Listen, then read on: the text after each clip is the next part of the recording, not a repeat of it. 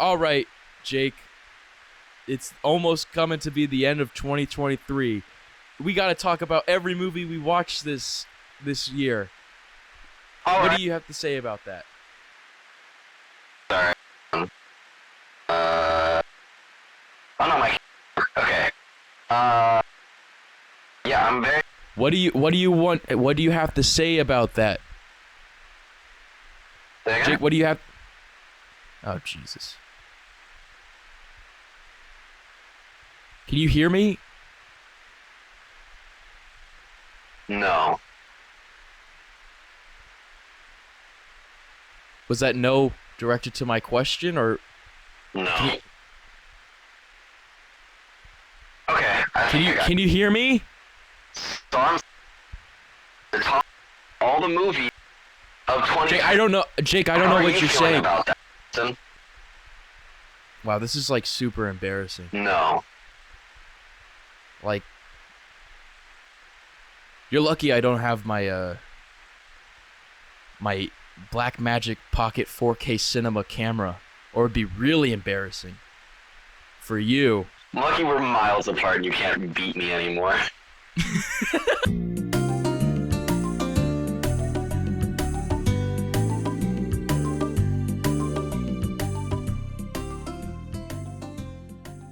All right, so today, all you Preston and Jake podcast fans, we're going to be talking about all the movies, new and old, and all the shows, new and old, that we watched this year, and if we like them or not.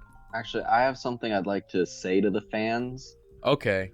or lack thereof, because I didn't see us coming up in anybody's Spotify Wrapped. Yeah. And it was really disappointing. Yes. So as a fandom, everyone needs to step up a bit. Mine was amazing. In case you didn't know what my Spotify Wrapped was, here's a picture of it. And in case you didn't know what Jake's was, here's a picture of it. Let's start out with the biggest of the biggest this year. The two movies that everyone watched. Old Dads and the FNAF movie. Mm-hmm. Well, I didn't see Old Dads. So first on the list we have Barbenheimer. Two movies, obviously. Barbenheimer. All right, let's talk about the elephant in the room, which is my ranking on Instagram. Cause that's Ruffled Feathers, I'd say. You know, I thought it was a great movie. And besides the fact that they didn't show Japan exploding, it was a perfect movie. So with Oppenheimer, or I say Oppenheimer sometimes, and everyone makes fun And of it's me. wrong, but you keep saying it, so I don't care. I didn't like the movie anyways. I'll say whatever the fuck I want. I posted a picture on Instagram, or on my story, and it was a thumbs down for the Oppenheimer. But I gave a thumbs up on Barbie. And surely if you give one of those things a thumbs down, some fucking annoying person is going to be pissed off, and they're going to get into your DMs, and they're going to ask why, as if it's like... But don't you know that, like, I don't know if you knew this, but Christopher Nolan cinema... Where I stand on Oppenheimer, and the reason why I gave it a thumbs down, is because it's something that I have never done in my life, and it's I disliked a movie not because it's a bad movie, but out of protest, and it's something I don't do ever, because I'm usually just kind of like separate the art from the artist, separate whatever surrounds the movie, from what the movie. If the movie's good, it's good.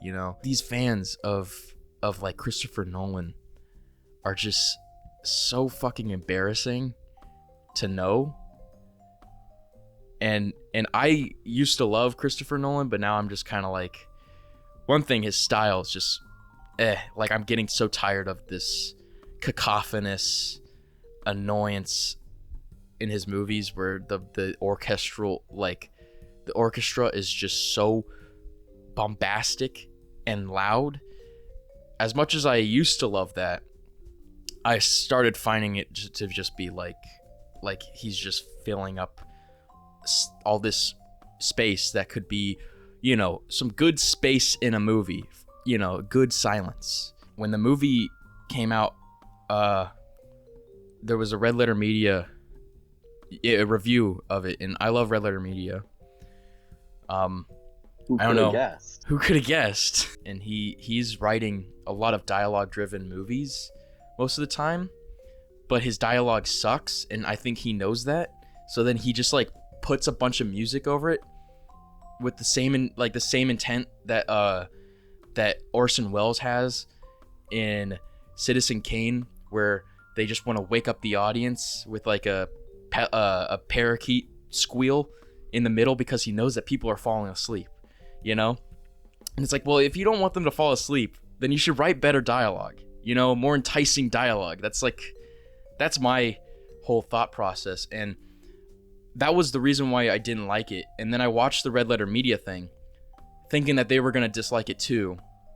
Because I feel like they would bring up the same case. And they brought up the same case, but they still liked it. To be honest, it is a well-made movie, but like, I don't know, I was kind of like super tired of the style, of Christopher Nolan's style, and of all his fans watching his movies and always being pleased by his style to the point of that satisfaction completely blocking out any like good critique of the movie, you know? And it's like, you know, every person that likes that movie, whenever I ask them why they like it, you know, it's not like anything about the story, about it being a great story that should be told, and I actually wanted it to be told. It's more about like the way it's made and like the cinematography. It's all about the crazy effects that they do, and it's like, yeah, that's all great and that's all well and good, but like we all noticed that, we all knew that was going to come with the Christopher Nolan package. I think it definitely had that kind of now expected Christopher Nolan vibe over the whole thing. I don't think it had as much of it as Tenet did. I think Tenet had so much of that, and it was just like, it seemed like an AI generated Christopher Nolan movie. But Yeah. Oppenheimer, I don't know, like I thought it was, I liked the story. I thought it was well told, and I thought like the point of it landed, and I thought they showed this guy full of regret and misery, and I thought they did that pretty well. Yeah, I don't know. I think it was also like I liked the movie as a movie, but there was also just part of the fun of the viewing experience was looking at that guy, and seeing all of that guys in it. It was a cascade of that guys. Yeah. Which was weird. Like there was no reason for it to be, but then that also became like part of its like popularity, is that it for some reason had like Josh a ton of Peck. Yeah, it had a ton of people It's from got Mr. random, Robot, unrelated things. It's got John Boy from The Boys. Yeah. I thought it was cool. And like they had all these guys in there. I'm like, well, I'm sure Christopher Nolan just thought these were like the best guys for the thing or whatever. But then like I was like, wow, these guys are young to be working on the atomic bomb. And I guess they might have the real people might have been actually that age, and I don't know if it was just because it was like the 40s or whatever. But like seeing the real life images, these people look way older. It's what they say on Vsauce. There's a Vsauce video saying why do old like people from the past look older, like at the same age. I don't know. He did a whole video on that. I think it's that case where they were like actually 20 years old or something, but they look Well, like it's they're just 50. like if these people looked that age, I might actually like have believed it better. There was that scene that everyone always brings up when he has to give the speech to everyone and everything goes silent. And that was an amazing scene. And I actually really loved that scene. And I thought it was like a perfect scene to end the movie on. And then there's like 30 to 40 minutes after that. 30 to 40 minutes of Robert Downey Jr. villain origin story. Yeah, and it was like, it was just so like, also, yeah, Robert Downey Jr.'s like villain thing was just so like corny and like cartoonish. And you don't really need to see the rest of the movie to really get the same message across. And it was like, there was no need for that. If anything, either you make it into like a second movie, you make Oppenheimer the sequel, and you have like a whole, it's like the people versus Oppenheimer is what it would be called. You know, it would be a separate movie, or you can splice it up. And I know that Christopher Nolan loves to do this, where you can splice it up and spread it out through the movie. Yeah, no, I think a lot of the court stuff at the end was like superfluous. That's a good word. Yeah, and I said it correctly.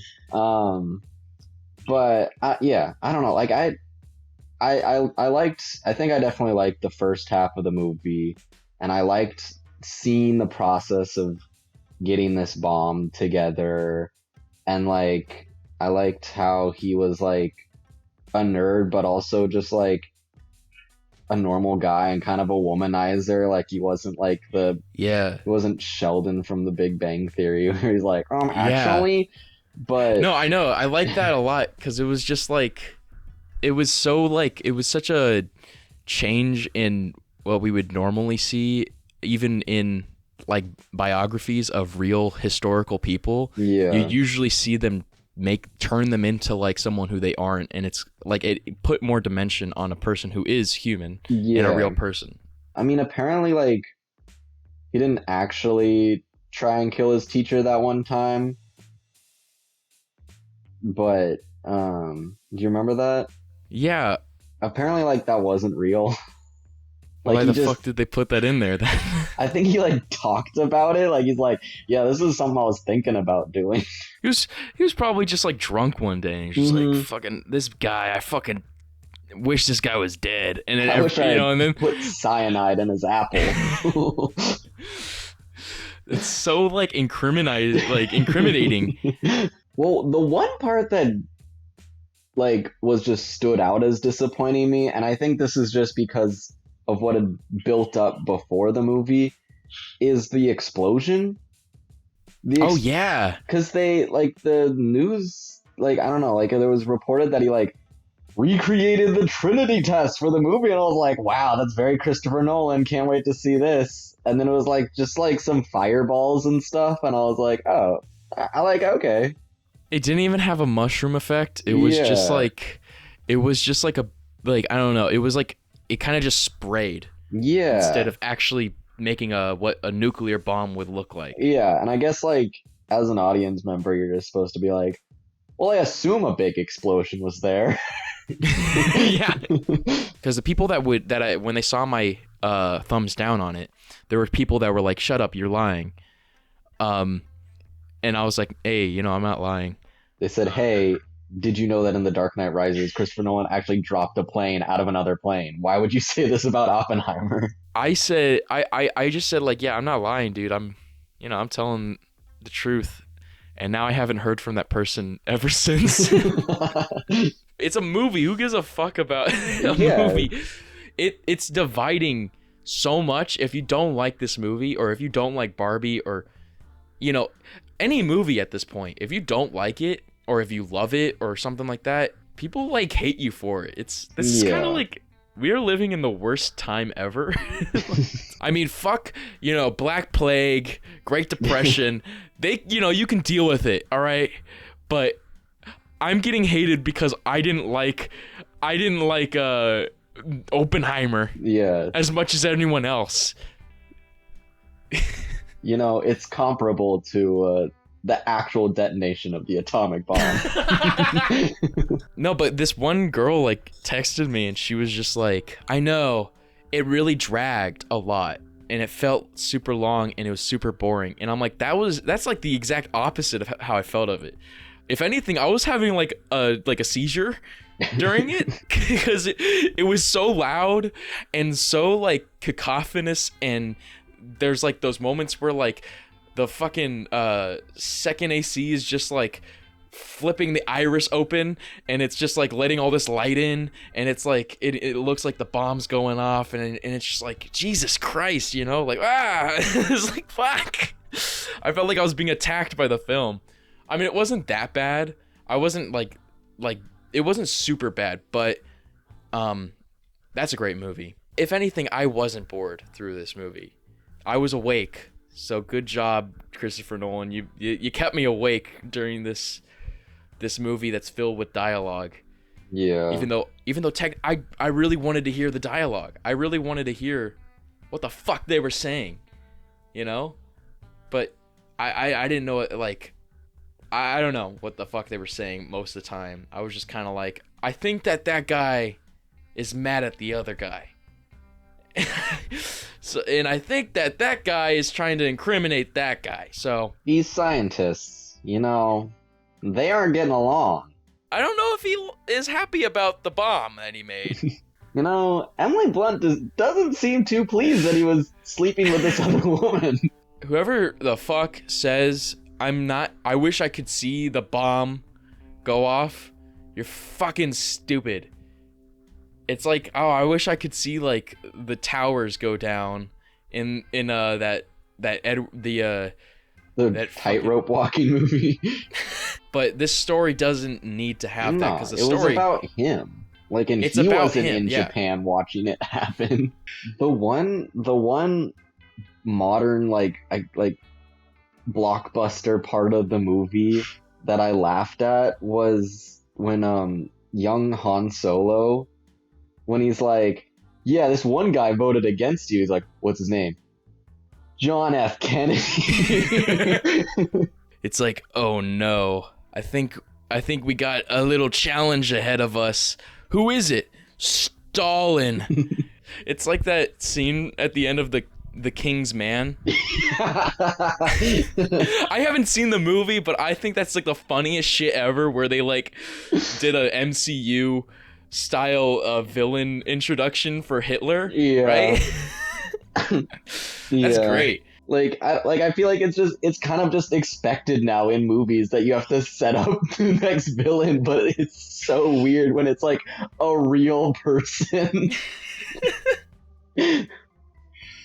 Like, in a dictator and a terrorist. Yeah. Like, yeah, it's one like of the worst people alive, and you're just... Yeah. But yeah, that's Oppenheimer. I know I gave it a thumbs down. I guess I don't recommend it because of that on my Instagram, but I will give it a thumbs up to anybody who isn't a fucking idiot, you know? I'll give it a thumbs up to anybody who knows why this movie's made and what the purpose of this movie is and what it is in the world. I mean, yeah, I liked it. I think I don't know. Like I didn't love it. I wasn't astounded, but I thought it was well made.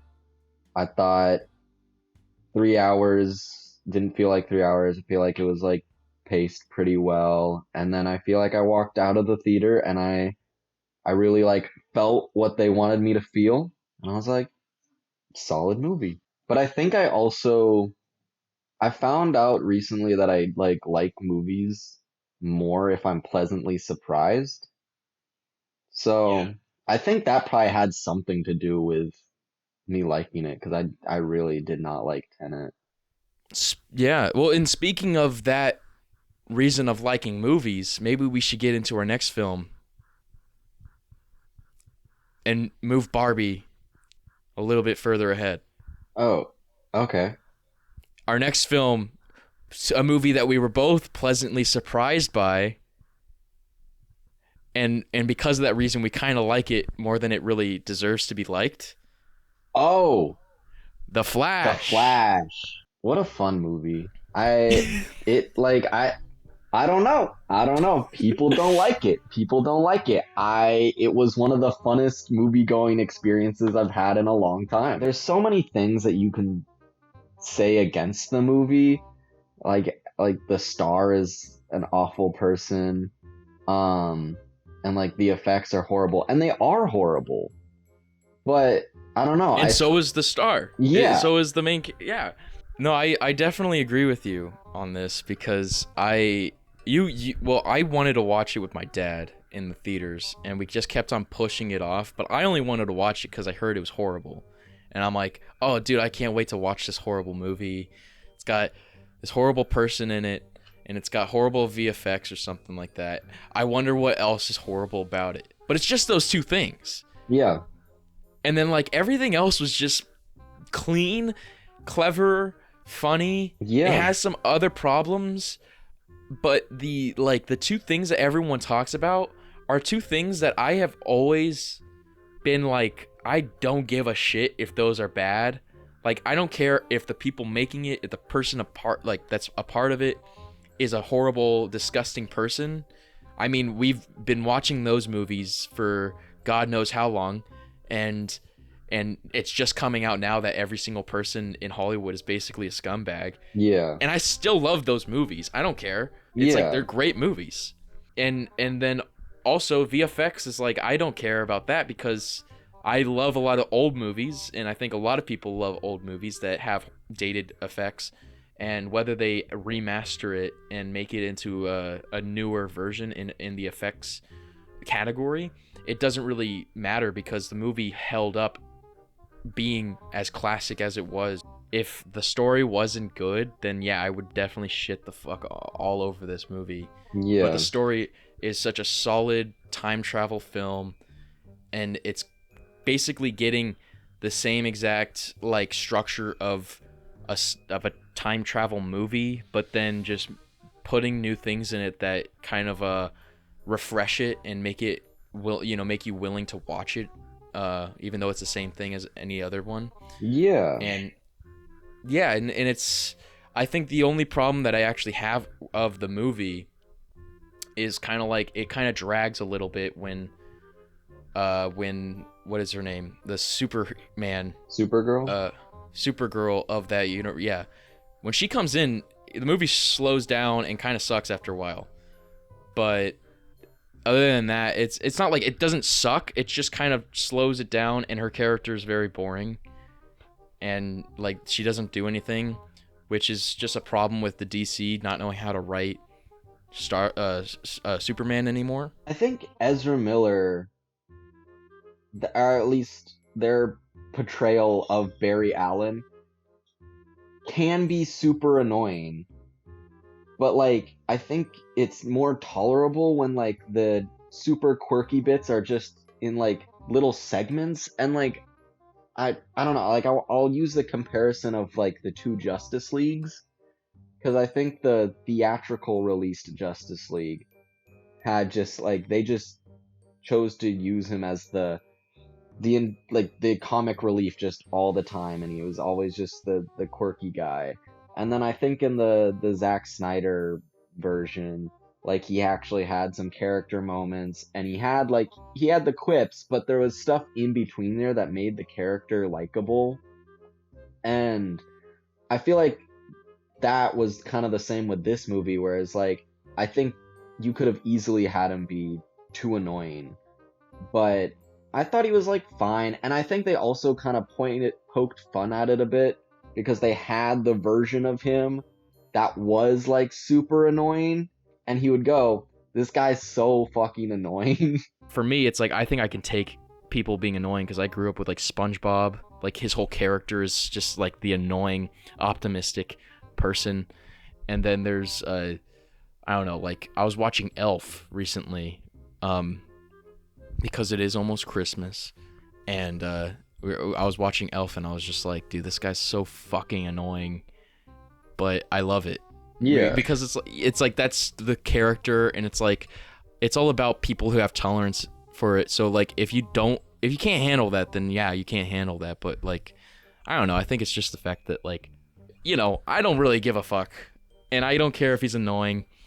All I care about is just watching a movie with that is solid and that is entertaining, and I had a lot of fun during it, and it was hilarious. It was like a movie made by a YouTuber with like a Yeah. very Well, it seemed to have like a lot of kind of more like inside jokes.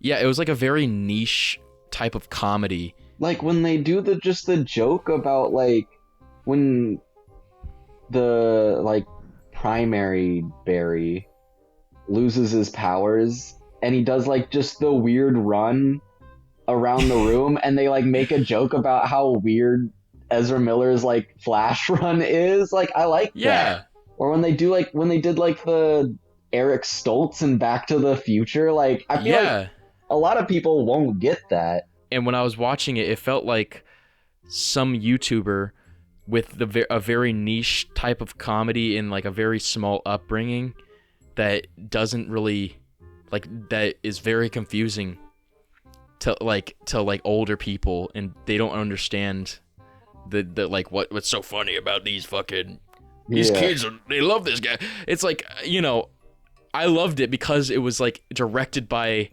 some type of like, I don't know, Julian Smith. I don't know if you know that cool dude.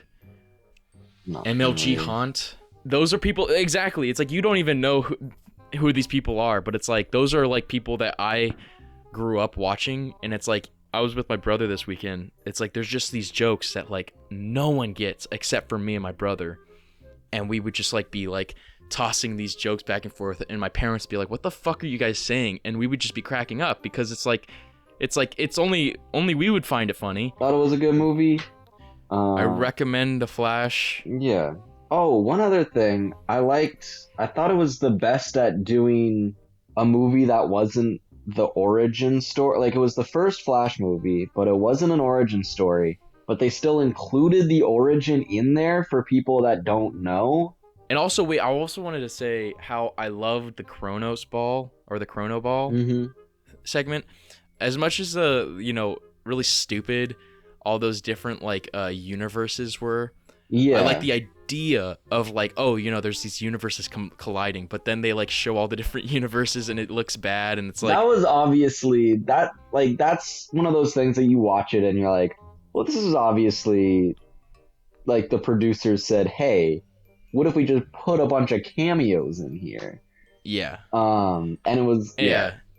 And it's kind of distasteful for people who die, you know, and they're just like kind of putting. And also like, and I don't know.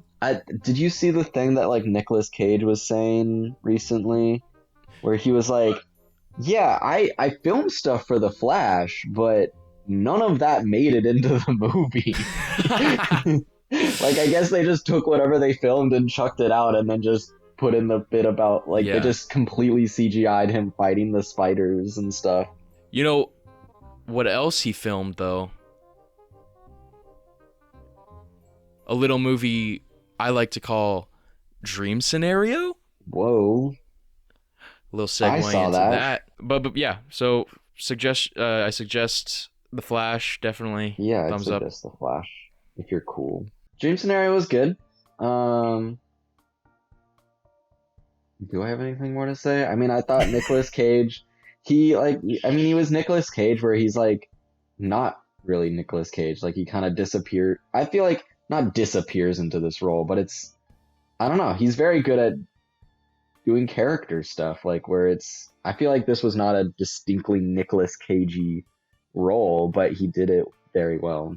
When the movie started and I got to see a glimpse of who his character was for the first time, after the beginning dream scenario, it was like, oh my god, this is gonna be such a character movie of like I don't know how to explain this guy and how to really grasp who this person really is and who they're really trying to make him out to be.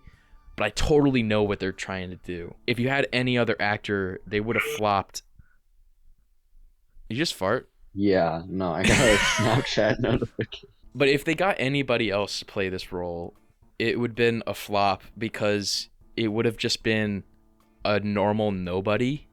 which I Yeah. know is what they're trying to go for, but he was such a very distinguishable nobody. Yeah. There's such a beautiful balance between like comedy and sadness in the movie, and I feel like Nicolas Cage really does a lot of the heavy lifting when it comes to that, bringing like comedy to this really just sad character. Yeah.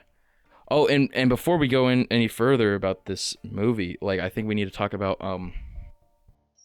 This Man, the creepypasta that it's kind of based on. I think they took the idea from the This Man creepypasta, and I used to love that as a kid, thinking it's like the scariest guy I've ever seen. But the premise is exactly the same, where it's about a man that people are seeing in their dreams. It's just this time the movie is more about the fame that can come from Yeah, that scenario happening. it really wasn't It, about dreams at all. no, it's one of those movies like a Charlie Kaufman movie where it's like they're just getting very basic ideas that are seen in every movie, in every story ever, but they're just portraying it in a very wacky way that we haven't seen before. And that's why I really liked Dream Scenario for its premise, is because of that reason. It's just a normal story that we've heard a million times, but we're just finally seeing it in a different light. Like I don't know, like I don't have like a ton to say about Dream Scenario. Like I don't know, I think it did what it wanted to do effectively. I think there's some parts of it that I like. I don't know. There wasn't much that bothered me. I think there's just like certain vibes in parts of the movies I felt were very much just, I don't know, kind of film people vibes that annoyed me. I don't know. It felt like a It's very, very A24. yeah, like there's parts of it that just felt like it was like a movie for film, like cinephiles. The other thing that I noted about the movie is it jump scared me a few times, like just with just loud noises. Like I don't know, just from the beginning, like whenever I don't remember what the object is that gets dropped through like the glass table, like just in like the beginning dream. That made me jump. And then there was like a few other moments like that where it just had a big loud noise that like in a quiet moment that really made me jump. There was some parts where I was like genuinely frightened. Mm-hmm. Like you know, they did that part where Nicolas Cage was just standing in a corner and it was all dark. Yeah. Like That was weird. that shit has become like a new fad for A24 art film horror films, like extended horror. Mm. And it mostly started from Hereditary. Another thing that I liked about the movie is that they never explain it. Yeah. It's just there and then it's gone. Like it's not a Yeah. movie, like it kind of emphasizes that it's not a movie about the dreams at all. But it's just like, what if this weird thing happened? But Yeah. what if it happened to this guy? Other than that, I think the only other problem I had with this movie was the editing, because it was very experimental, and there were certain parts where I was like, I see what they're doing, but it didn't work, and it's like it's just kind of like they're trying to see what fits and what sticks and see what these interesting editing ideas that they have and see if it works, and it sometimes does, and then sometimes it's very choppy and didn't really land. But it could have been one of those like heavily regarded as like a movie that like is as classic as like Jaws or like Back to the Future or something, where it's like the premise is just so solid and it works so well. It could have been one of those movies. It just didn't really work that way, but it's still not bad. So I don't know if your theater was the same as my full of college people theater, but Did you guys get the same Avengers level reaction when Michael Cera popped up? No, we got a few people being like, like, oh my god, it wasn't like a big like. It was no, in my theater it was the portal scene from Endgame. Speaking of A24, I don't know. Is there any movie that you saw that was A24 that Nope. wasn't Dream Scenario? Nope. Because I watched Talk to Me. It's that Australian horror film where it's about a porcelain hand that's like shaped like this, and then they have to like hold the hand, and then they say talk to me, and then like they like travel into like this realm or something. That's how I perceived it when I saw the trailer. But god damn it, this is one of the best horror films. It's such a solid horror film, and it's very gothic. I watched it on the plane back from Las Vegas literally yesterday, and I'm sitting right next to some fucking like some old Mexican lady who just can't sit still, and meanwhile there's like fucking children crying in the background, and I'm listening in on some like Delta airline headphones that they give you, and the sound is horrible, and there's like a blaring light in my face, and all these bad things were happening, and I still got like frightened the fuck out of by this movie. Damn. It's not filled with gore, and the gore serves a great purpose for the story, and really what the more horrifying aspect of the movie isn't the gore, but rather the horrible like imagery in your imagination of what the world that they're setting up is. These teenagers take a hold of this hand, and they do the talk to me thing, and then they get addicted to it like drugs, and they get a euphoric reaction out of doing the talk to me thing. Or it's like a kind of an allegory about drugs in some way, and it's not flawed in that allegory, but it's kind of like it works really well in that aspect, and then it ends really well too, where it has such a bleak ending that can serve very well for the perspective of the drug abuse of perspective of the movie, but it also works very well for the story. So I think it's just super solidly written, really well made. It's one of those elevated horror films by A24. So I bet a bunch of fucking teenagers and kids love this film, but they will never even like see exactly what they're trying to say about teenagers or anything. They're not really gonna look at it like that, but that's kind of what the movie's about. Yeah, one of my friends saw it, and he was super hyped to see it because of like I feel like one of the reasons why it's getting a lot of notoriety now is because it was made by like YouTubers or like people who did YouTube. And then they were, I guess, I don't know what the process was, but they were given a chance to make a big old movie for themselves. So that was cool. That's super cool. Cool to see that pipeline actually turn into something. I feel like a lot of people start on YouTube hoping that eventually they'll get like a more stable career, and then they just stay on YouTube. Who knows? Yeah, I mean, like, who knows? Maybe it even happens to people that have podcasts as well. I mean, this could happen to anybody that has a podcast or a YouTube channel. Yeah, and it doesn't even have to be Australian people either. It can be American people, maybe people that live in Savannah, Georgia, who go to SCAD. Maybe two guys who are... Maybe two guys who are 21 years old and trying to start something. I wonder how many people that applies to, though. but who knows? Maybe they have names that start with a P and the other one starts with a J. I mean, it could happen to those guys. Those guys. It could happen to, anybody else, but, it could happen to anybody. But personally, I'm rooting for those guys. I'm rooting for those guys. I personally don't think anybody else deserves it, to be honest.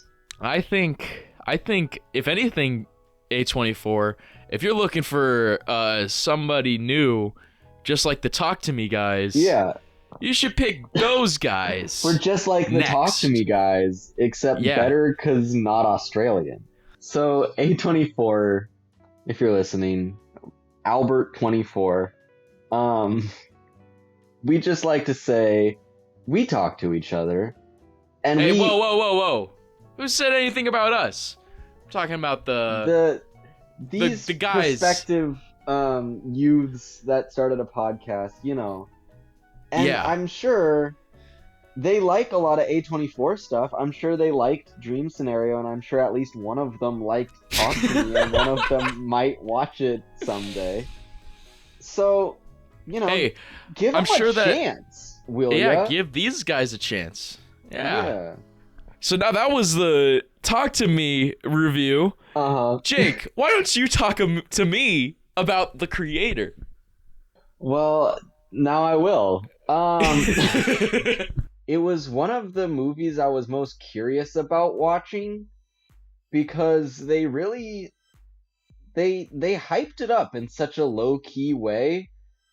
From like the first trailer, I remember watching, I was like, oh, Gareth Edwards, I liked Rogue One, and I thought Godzilla was pretty good. I love Godzilla. Yeah? Because of one reason. Yeah.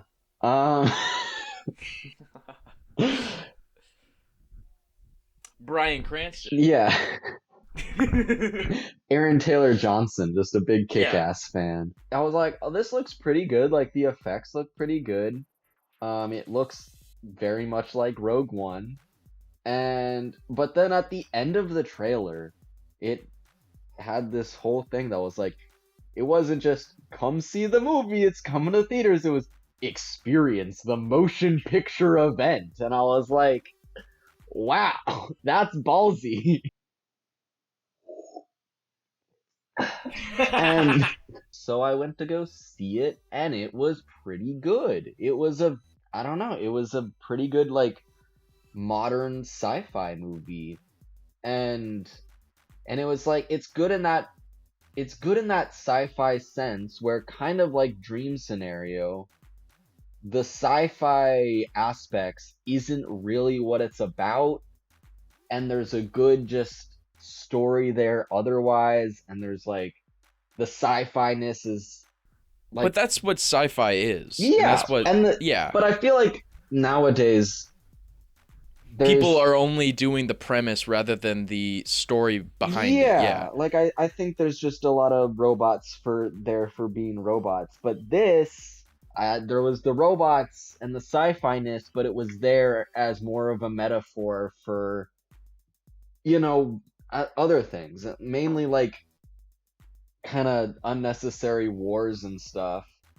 But then I think it also had just that modern flavor of AI, which is very hot right now. But I think what really made me like the movie was all the visual stuff. I think throughout the movie, it's just such a beautiful looking movie throughout. Yeah, you in the back with your hand raised.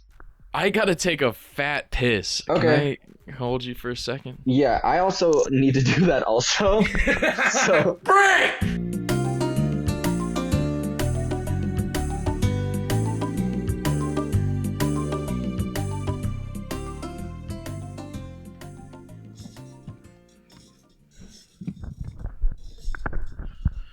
Alright, before Jake gets here, Jake believes that you shouldn't vaccinate your kids. All right? Don't tell him that I said that to you. What? Print that. What'd you say? You can print that. I think Gareth Edwards' strengths are very strong in this movie. I think he's good at just the visual, like the framing of things, and just making very the other thing that is his strength is visual effects.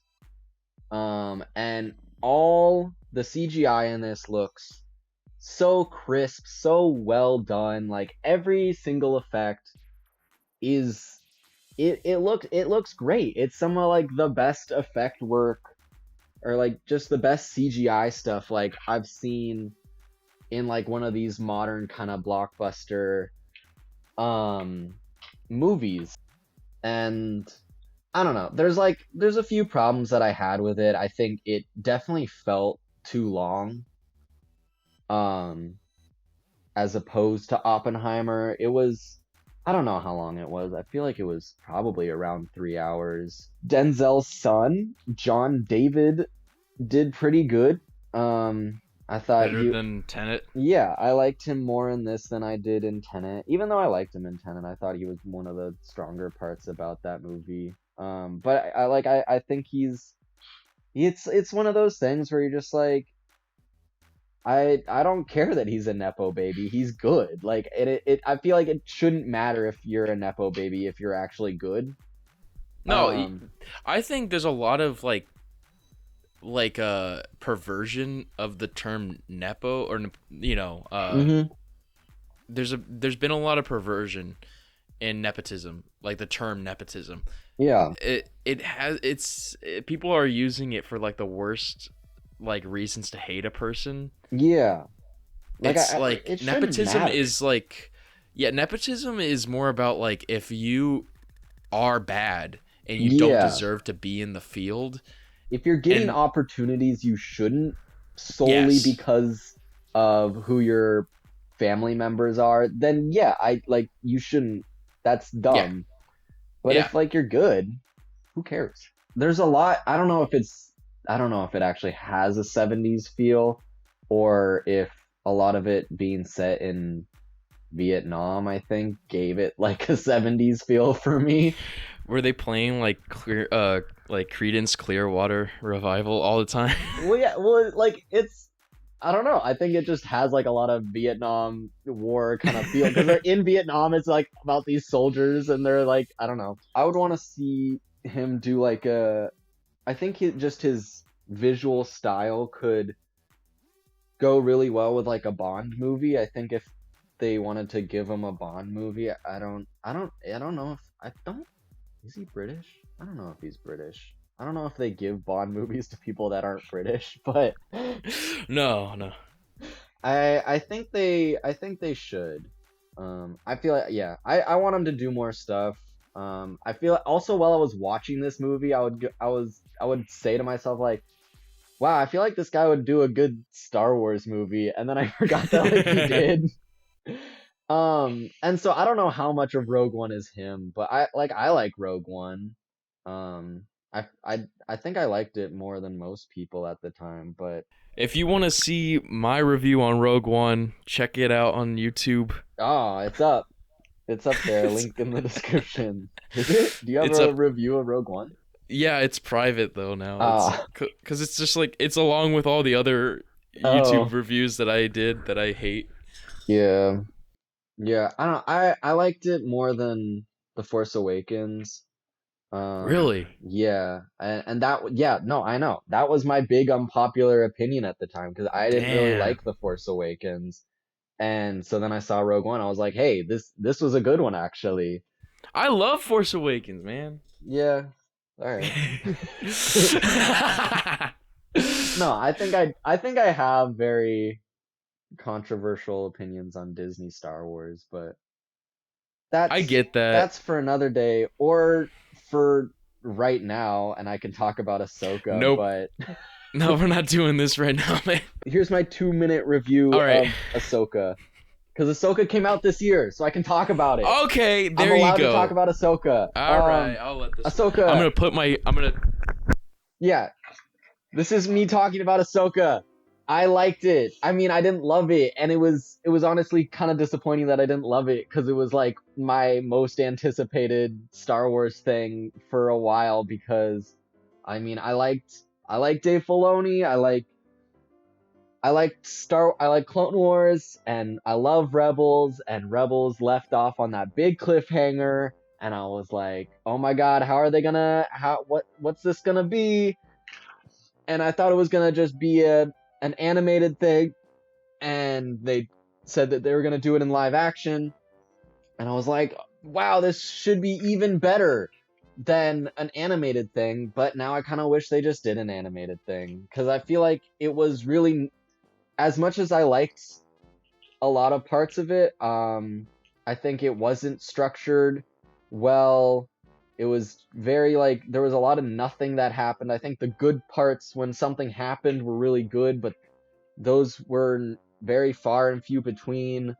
Um, Rosario Dawson, I think, is a good Ahsoka, not a great Ahsoka. Um, and it might just be because she was given really boring dialogue to say, and she was directed to be boring, but she was kind of boring. I liked Sabine, Natasha Liu Bordizzo, I think is her name.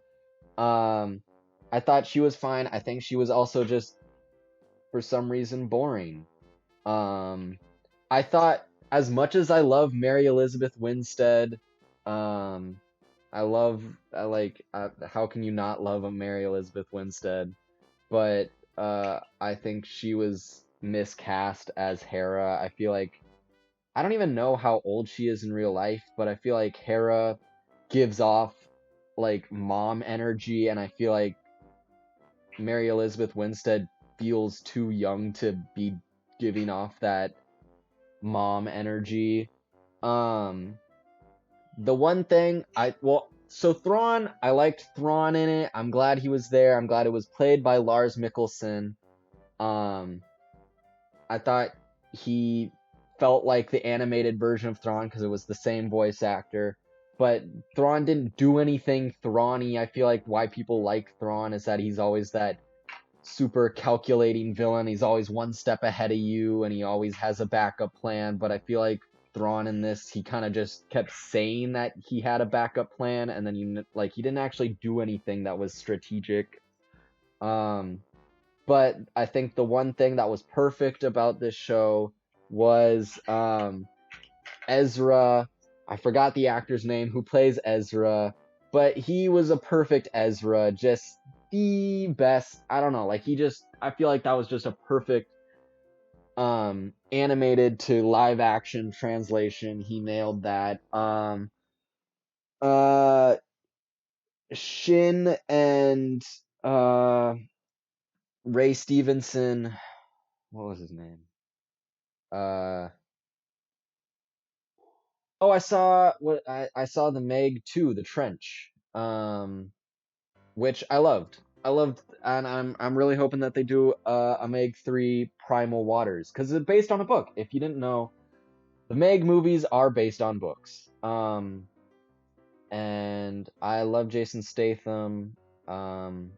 I think that's what started off my Jason Statham kick this year, which then eventually led it into us watching Crank. But yeah, so when I was really excited for the first Meg because it looked really dumb, and I like a good really dumb movie, and I feel like they didn't in the first The Meg.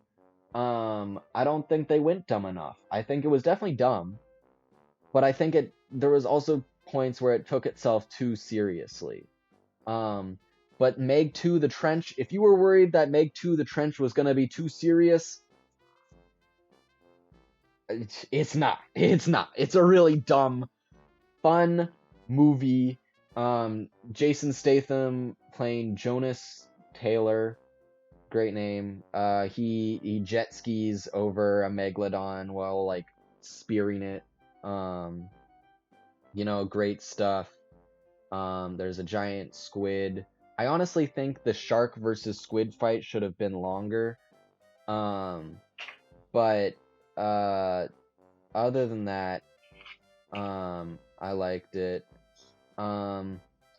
But so I think there was, I don't know, it was just a dumb, fun movie, and I hope they make Meg 3 Primal Waters.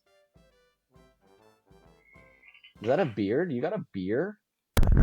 Yeah. Wow, look who turned 21! No, but how was Vegas, though, actually? That was great. Yeah. I mean, it was What did I you definitely do? had my family there. Yeah, It's, well, that's what I'm wondering, like, what did you do? First day, we went to get dinner, and then we went on the high roller, the big Ferris wheel there, and then I had my first drink at 12 o'clock, but my grandparents went to sleep, and then I got a White Russian, and then we went to watch Dream Scenario. Watched that. My dad ghosted me for a bit because I said something and I offended him or something, and he just stopped talking to me the rest of my birthday. I woke up and like there was like SpongeBob happy birthday decorations everywhere. That was cool. Yeah, and then it was funny because the night before I got up to go take a piss, and I walked out of the room, and then my mom is just like, "What are you doing?" Like right outside the door, and I'm like, "What the fuck?" I'm just trying to take a piss, and she's just like, "Close your eyes," and I'm like, "All right," because I knew like when she said that, I was like, "All right, they were putting up some decorations or Yeah. something." All right. So then I go to the bathroom, and then I go back to sleep, and I wake up, and it's just like a few banners and like a happy birthday in SpongeBob text, and then that's it. Did you go into the dome? No, but we were literally you see right the next to dome? the dome. Yeah, we were right next to the dome, and it Wow. was like insane. It was like it was like one of those Blade Runner 2049 memes. I was walking around and I took some pictures with some like one of those girls. I They're saw. like dressed. Yeah. You saw that? Yeah. My dad was just like, "Hey, you got to do this for your birthday." I'm like, "All right, whatever." And then yeah, so then I took a picture with some girls, and then they were like naughty. They were like naughty Santa's. Is that what Kid they do? Do girls they or just take little naughty pictures with people? Is that their job? Well, it's just kind of like you take pictures just like with your arms around them, but then then you have to turn around and they have to spank you or something if you're naughty. You should get a drink, man. What do you think is in this mug? And then I forget what happened later on that night. I guess we just it's too crazy to remember, man. And then we went. Then the next day, gamble, whatever. We went to Meow Wolf though. We went yeah? We went to Meow Wolf. Which one is the one in Vegas? Omega Mart. Ooh. It is so cool. Yeah. And my brother and I were like the only like we bring our parents and our grandparents, and they're just like they don't know what the fuck is going on.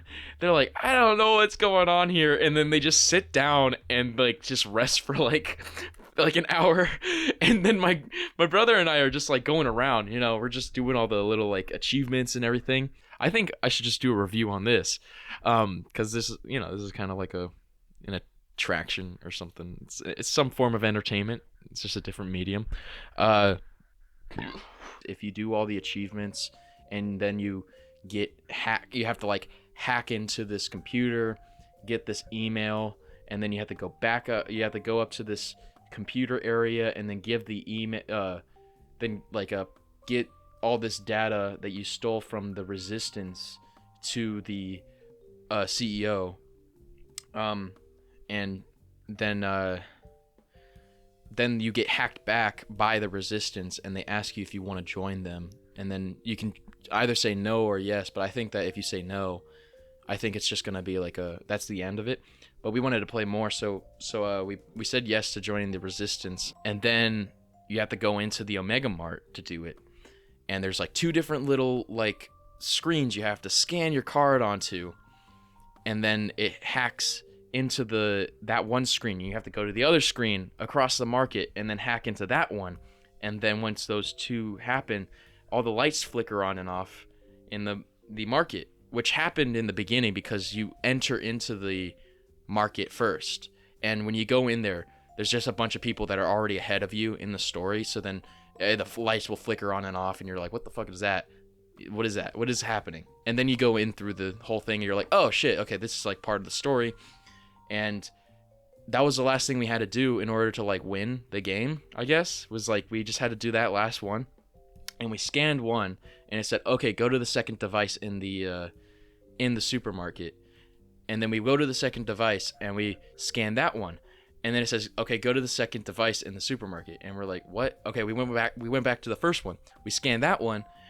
And then it just like resets where it's like, we're not even part of the resistance anymore. And we were like, what the fuck's going on? And we were just like going back and forth, going in the back and stuff. And then we just kind of like asked for help by one of the workers, which they're trying to act as like characters who are working for the market. So it kind of like ruined the immersion, because then they're just kind of like, they're supposed to be working for the market that we're trying to take down. So it's kind of like the immersion kind of dissolved, but you know, it's still like we kind of were experiencing technical difficulties. And then they got like the IT guy to come down, and they saw that like our like card wasn't working, and he's like, oh shit, this sucks. And then he left, and he came back with 2 different cards that were filled with all the shit, all the achievements and all the different little downloads that you can get on the card, because there's like videos, there's files, there's all these different things that you can get, and we didn't really have the time to get all of them, but we got all of them anyways. So I was like thinking that I can just like download all this shit on my phone or something, because you can like scan the QR code on the card on your phone and then go to a website and then see all the different data that you have on that card. And I was thinking I can just scan it and then like send it to like MatPat or something so he can like do all his like theories on it and shit. It was great. It was a fun little thing. It's definitely aimed more towards like our age. Right.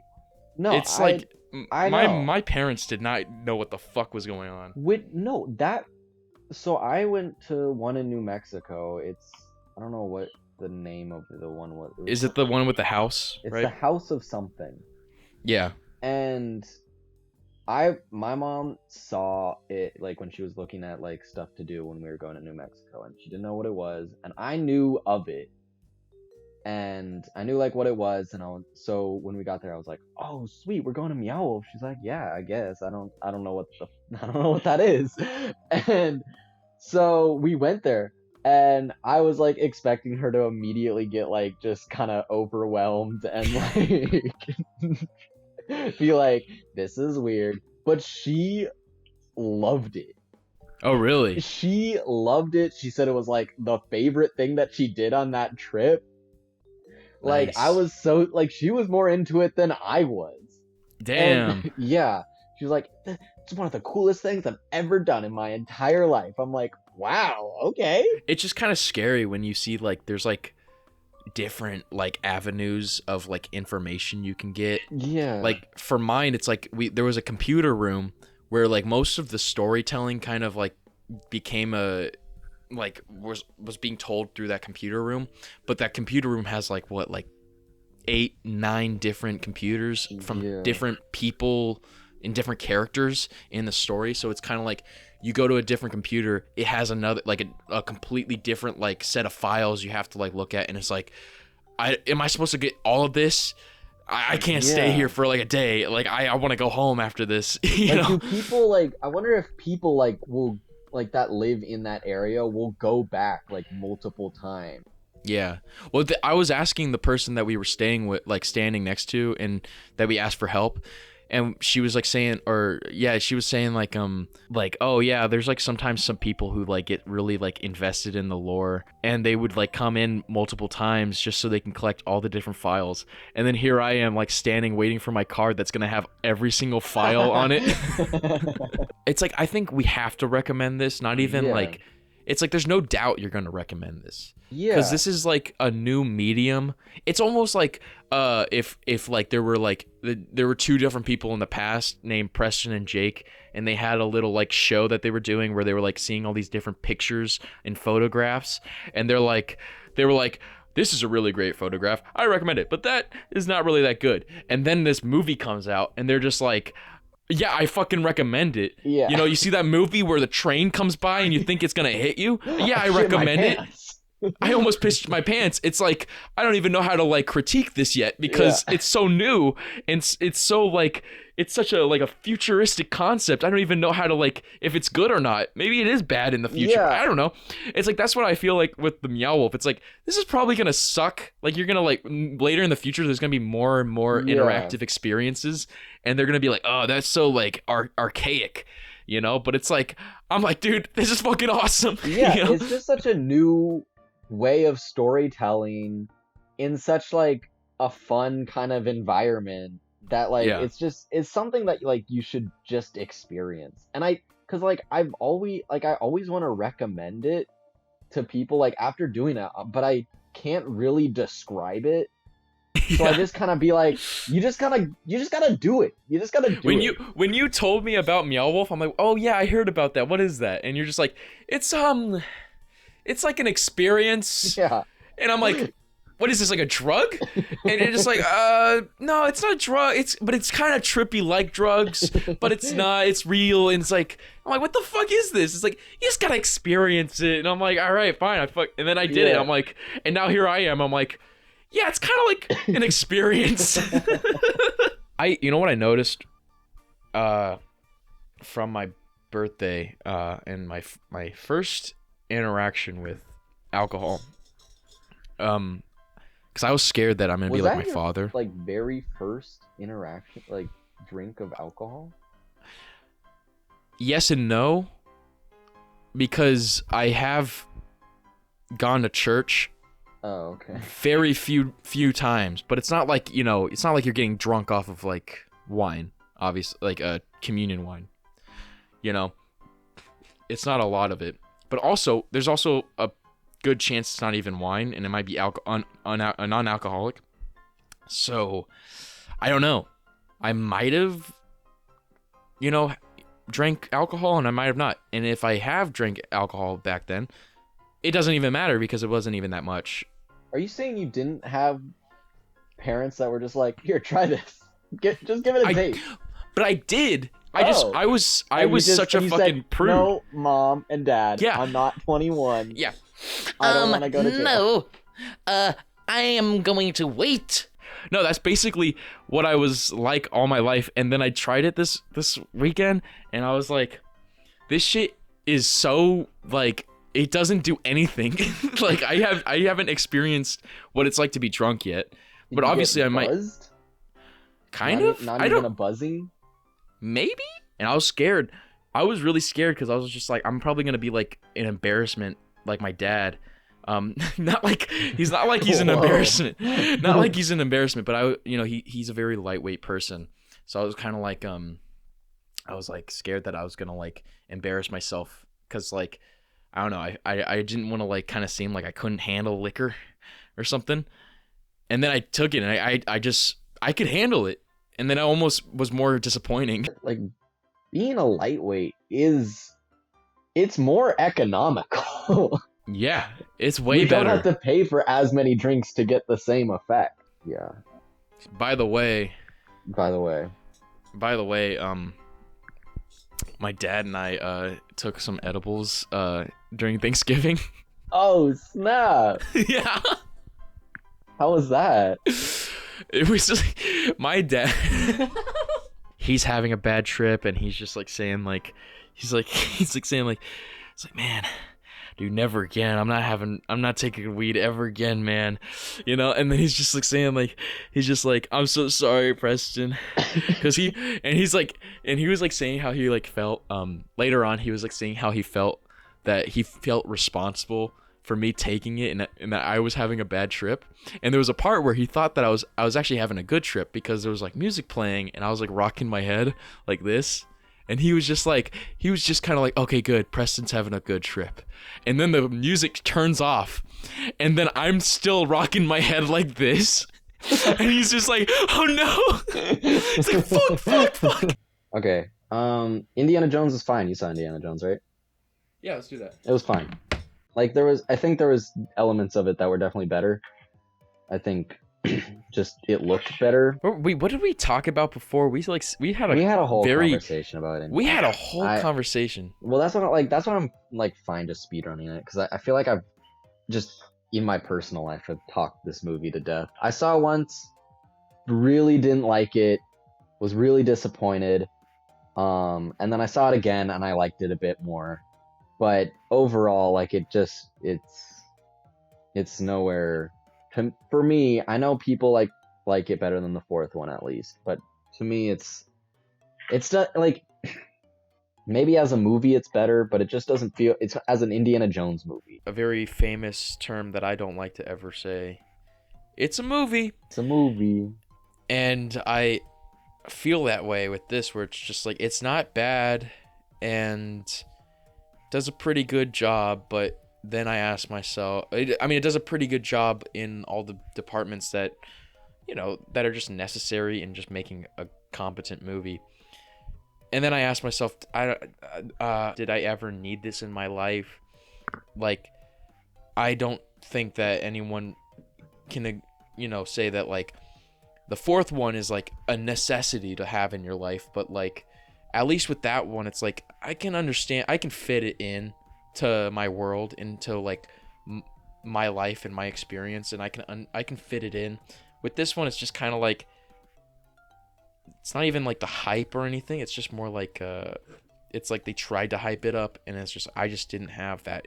Yeah, energy. it just there was no moments in it that, like, no action scenes in it that felt comparable to anything in the previous ones. Well, it's like in the other ones they utilize a lot of like their environment, because it is a period piece in every single movie. And in this one, it just kind of felt like they had the opportunity to utilize certain things like the parades that were happening, and they didn't really cleverly utilize it for the advantage of, like, for the story. You know, you could have, like, I don't know, started chanting something that got them all to, like, you know, attack the people that were chasing you in the parade, but instead, it was just like the guy just shot a gun, and then everyone went on the ground, and it was just like not really that much of that good of a payoff. But it's like, you know, it's not as clever as George Lucas and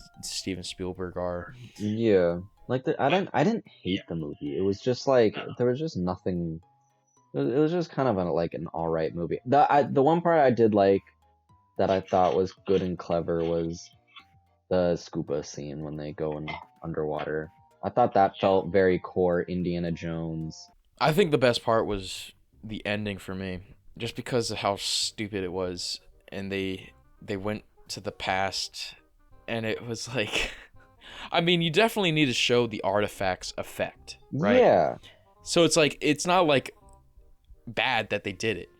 It's just so like corny and dumb. And that's almost where I felt like it was mostly Indiana Jones, because it was corny and dumb. Yeah, it just, to me, it didn't feel like an Indiana Jones way of showing the power of this artifact. It felt, I don't know, it felt like it could have been in like a completely different adventure movie series. I feel like Indiana Jones, there's usually more of like a more like less outright showing you what it does, and like it'll kind of like shadow it in some stuff, and it has more of like an artistic spin on how the effect of this thing is like displayed. And it was just like, in this one they just crash back in time, and like, I know it's like the big spectacle of the film, but it's like usually you kind of want to minimalize it, but I still kind of liked it just because it was so dumb, and it was just kind of like the only interesting part of the movie, where I was just like, ah, shit, they went back in time. And then the ending happens, and I don't know how to feel about that ending. It's like I don't know. I could see Indiana Jones just living the rest of his life in the past. It'd be kind of depressing, but like I don't know. It seems like that's what he wanted to do. It's like let the guy die out there. You know, he's super old. Just let the series die. Just in general, man. It's like I don't want to see it anymore. I just want to like. Well, it's weird because it was also just I don't know. Like the franchise has had 3 different endings at this point. Like I mean, obviously, like the most famous one is like Last Crusade when they ride off into the sunset. That's it. And then when Crystal Skull came out, I feel like they had to put another cap onto the franchise, so they have like him getting married and they all walk out of the church or whatever, and then the credits roll. I'm like, all right, that's like that could be an ending to a Indiana Jones franchise. And then like this one, they gotta separate Marion and Indy again, so that they can have them come together again. And it's like, okay, Yeah, I guess. I don't know. I feel like you know, I don't know. I feel like this is just one of those things where it's like it's only staying alive because a big corporation has found the potential of you know squeezing it out, you know, and milking it dry. And it's like I don't know. Like I don't know if all Indiana Jones fans like think this is like an amazing movie because they want the franchise to live, but I certainly don't want the franchise to live. I want it to die out, and I just want to let it move on. Like I know, like Harrison Ford is kind of irreplaceable as Indiana Jones, but what I want is just I would want like a little animated series where it's just him, like Indiana Jones in the prime Indiana Jones age, just going and doing little adventures. That's what I want. Well, that whole beginning part with the young Indiana Jones was just way too long. Yeah, I don't know. One other thing is just like I love Phoebe Waller-Bridge and like other things. I think she was just wrong for this part. I feel like, and also just new short round Teddy, I think his name was. I think it was just too obvious that they were trying to do new short round, and he just wasn't and as also, good I as feel like he short was like round. he was like really ugly. That fucking Oh. kid. Like, but I don't know. But I don't know. But I don't know. But I don't That's know. exactly how I feel about the movie. Spider-Man Into the Spider-Verse. No, this one's Across the Spider-Verse. Oh, yes, Spider-Man Across the Spider-Verse. All I can say is I recommend it Yeah. No, wholeheartedly. This is I mean they did it again somehow. I like it better than the first one personally. Mm-hmm. And I don't know. Really really good movie. I mean it's Yep. it's at the same like if you I don't know who's listening to this and hasn't seen Spider-Verse, but if you watched the first one and you liked it, it's the same quality if not better. Yeah, it's and I think the thing is that the only thing I can say about this is that what it looks like right now is that it's following the classic trilogy format fairly well. Mm-hmm. Not only in story but also kind of in quality. It's because you said that like it's just as good if not better than the first one. Mm-hmm. And that's basically how every trilogy usually works, and I think that's, you know, we can agree that the same way with Back to the Future. It's like the second one is just as good, if not better, than the first one. The third movie usually is the lesser loved one, obviously. I don't know. I think I'll still like it because personally, and I think you can agree with me on this, is that the third one usually is lesser loved, but undeservedly, because seeing this one, I see it and I'm like, you know, it's just as good if not better than the first one. So if anything, it's following the three movie structure of most trilogies, and also in the story, because they have quite the bleakest point, the cliffhanger ending that most second movies have, and it kind of follows that. And we talk about this format a lot in the Crank 3, Streaming with Rage podcast. So we don't really have to talk about it too much, but Like I think I'm a bit of a super fan for Phil Lord and Chris Miller, so I trust them enough to not make something that's glaringly bad, even if it's not as good as the previous two. I feel like it'll still be solid enough. I have been talking about this with a lot of people, and it's that I am a little bit scared of Beyond being not as good, in the sense that with the way that the Across the Spider-Verse ended, it almost seems like they're trying to say that you can be Spider-Man without anything bad happening to you. You don't have to have bad things happen to you.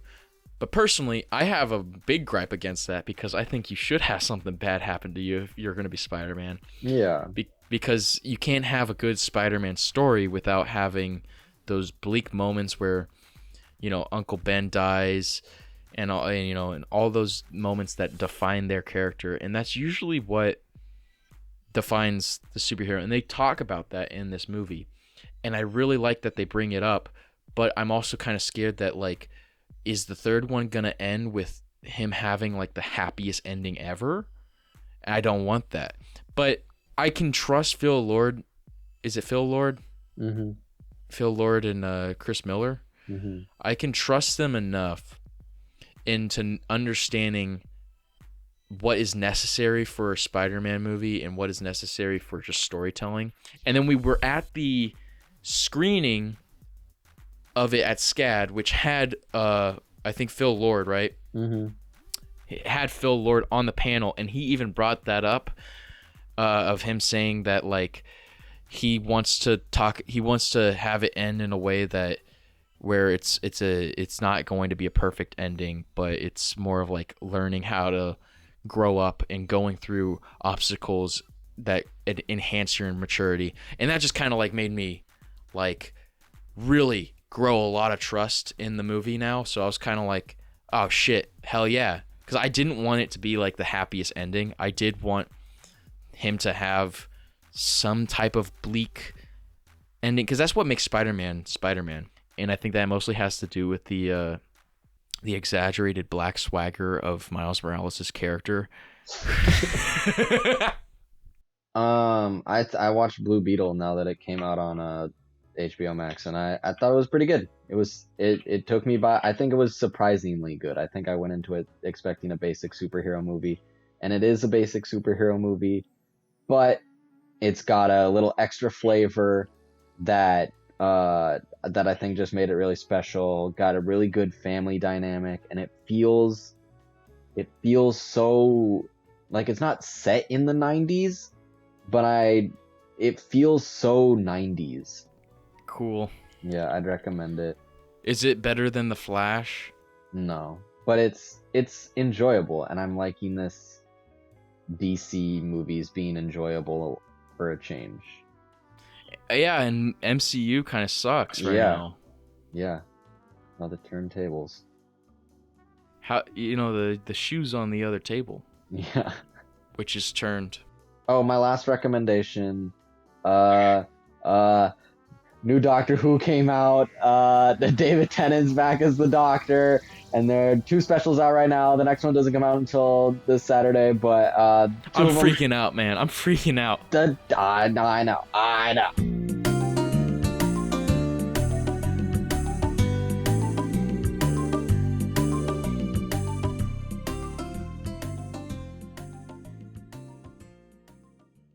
All right, let's talk about Barbie.